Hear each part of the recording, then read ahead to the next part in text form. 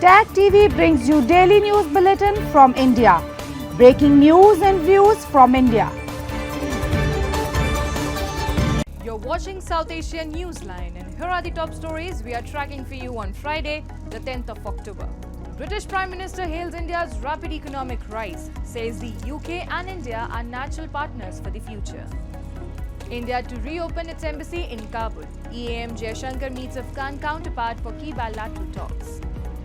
And Sri Lankan Navy arrests 47 Indian fishermen, 5 boats seized over alleged poaching in Lankan waters.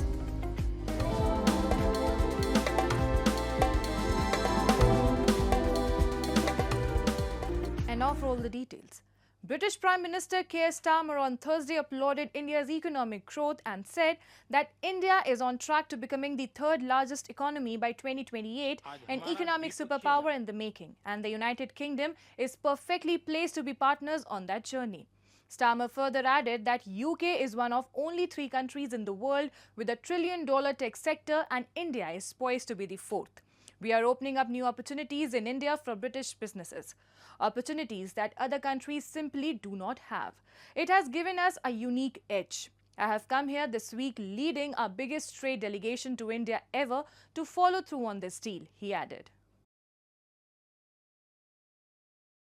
Just look at the sheer scale of India, the world's largest democracy, on track to become the 3rd largest economy by 2028, an economic superpower in the making. And we, the UK, are perfectly placed to be partners on that journey. We want to build the sectors and the skills of the future together. The visit of UK Prime Minister Keir Starmer to India concluded with a comprehensive list of 12 key outcomes, marking a major step forward in bilateral cooperation across technology, education, trade, climate, health and research. And Prime Minister Narendra Modi has congratulated US President Donald Trump and Israeli Prime Minister Benjamin Netanyahu on the successful first phase of the Gaza peace plan. PM Modi also highlighted growing momentum in India-US trade negotiations. In a post on X, Prime Minister Modi said he had a conversation with Donald Trump, calling the Gaza plan historic, and expressed satisfaction over the progress in India-US trade negotiations. On the trade front, India and the United States are moving closer to a long-awaited bilateral trade deal. The US continues to be India's largest trading partner, with bilateral trade reaching $131.84 billion in 2024-25. US-bound exports account for nearly 18% of India's total outbound trade. PM Modi's remarks come after Commerce Minister Piyush Goyal said the two nations are in constant dialogue with a likely deadline set for November.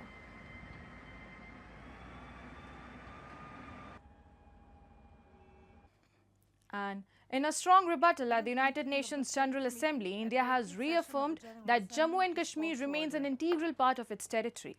Responding to Pakistan's baseless claims, Lok Sabha MP PP Chaudhary addressed the UN, dismissing Pakistan's statements as baseless and accusing Islamabad of misusing global platforms.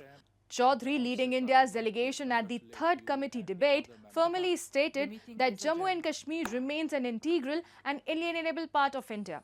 With tensions at the UN continuing, India's firm stand on Jammu and Kashmir, coupled with its development achievements, sends a strong message to the international community. Madam Chair, it is deplorable that my delegation has to respond to the falsehood and propaganda peddled by Pakistan. We reject the baseless and distorted remarks on Union territory of Jammu and Kashmir, an integral and inalienable part of India. Pakistan continued to display its utter lack of respect for this august forum by misusing the principle of self-determination to further its narrow political ends. As recently as October 2024, a country that regularly rigs its election, jailed its popular leaders, bombed its population, and is presently brutally suppressing popular protests should be ashamed to point fingers at others. The truth is, Pakistan is diverting focus from the failed state it is. Nothing short can be expected from a country that's its own army chief characterized as a dump truck. Moving on. In a significant diplomatic move, India's External Affairs Minister S. Shankar, during the bilateral meeting with Afghan Foreign Minister Amir Khan Muttaqi, announced that India will reopen its embassy in Kabul that was shut for 4 years ago. In his remarks during the meeting held on Friday, Shankar touched several aspects of the Indo-Afghan ties, ranging from development partnership to cricket. India expressed appreciation towards the invitation of Afghanistan for exploring mining opportunities in the country, noting that it can be discussed further. Excellency, we have a common commitment towards growth and prosperity. However, these are endangered by the shared threat of cross-border terrorism that both our nations face. We must coordinate efforts to combat terrorism in all its forms and manifestations. We appreciate your sensitivity towards India's security concerns. Your solidarity with us in the aftermath of the Pahalgam terrorist attack was noteworthy. Afghanistan's foreign minister said that the Islamic Emirate would never allow any forces to threaten or use its territory against other nations, as he reaffirmed Kabul's commitment to regional peace and cooperation during talks with Shankar. Muttaqi arrived in New Delhi on Thursday on a week-long visit to India. His visit from October 9 to 16 marks the first high-level delegation from Kabul to New Delhi since the Taliban took control of Afghanistan in August 2021. हम जैसे हिंदुस्तान के साथ अच्छा ताल्लुकात चाहता है, पाकिस्तान के साथ भी अच्छा ताल्लुकात चाहता है, लेकिन ये ताल्लुकात दोनों तरफ से हो सकता है, एक तरफ से तो नहीं हो सकता है। इसलिए हमारा ख्वाहिश ये है कि ऐसा गलती को तकरार नहीं करना चाहिए। अफगानियों का हौसले नहीं आजमाया, उसको ज्यादा छेड़ना अगर लोग करता है तो वो एक बार अंग्रेज से पूछे, फिर सोवियत यूनियन से पूछे, फिर अमेरिका से पूछे, फिर नाटो से पूछे, ताकि वो आपको थोड़ा सा समझाए कि भाई अफगानिस्तान के साथ ऐसा खेल करना ये अच्छा नहीं है। Moving on. The Sri Lankan Navy has arrested 47 fishermen from Tamil Nadu, accusing them of illegally fishing in Sri Lankan waters. In a post on X, the Navy said that it seized 5 fishing trawlers and accused the fishermen of crossing into Sri Lankan territorial waters. Tamil Nadu Chief Minister M.K. Stalin has now written to India's External Affairs Minister S. Shankar, urging action. The fishermen, along with their boats, were taken to northern Sri Lanka, where they are expected to face legal proceedings. This arrest follows a similar incident last month when 12 Indian fishermen were detained near Jaffna. The issue of Indian fishermen being detained by Sri Lanka is a long-standing one, with both nations at odds over the maritime boundary in the Park Strait. And a week after heavy downpours battered Nepal, major highways remain paralyzed, forcing people to walk long distances or remain stranded in their villages. Several sections of the Japanese-assisted BP highway, already damaged by the 2024 floods and later restored with divergence, have been swept away again.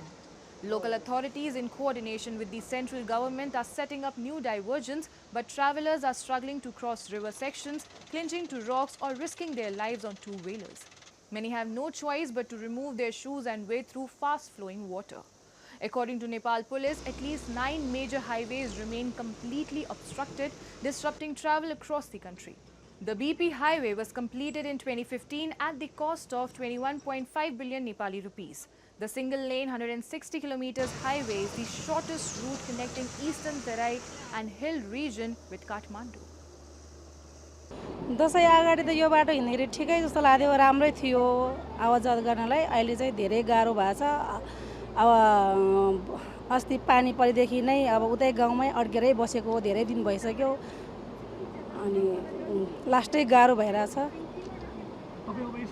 यो जानुभन्दा अगाडि सरदर अष्टमी नवमीको दिनसम्म यहाँ चाहिँ दिनको करिब 400-500 वटा गाडीसम्म continue गइरहेको थिए भने तपाईको यो जाने नै दिन पनि करिब झन्डै 100 वटा जति गाडीहरू चाहिँ यहाँबाट पास भइसकेका थिए। And that's all in tonight's edition. We will see you same time next week. Have a great weekend. Good night.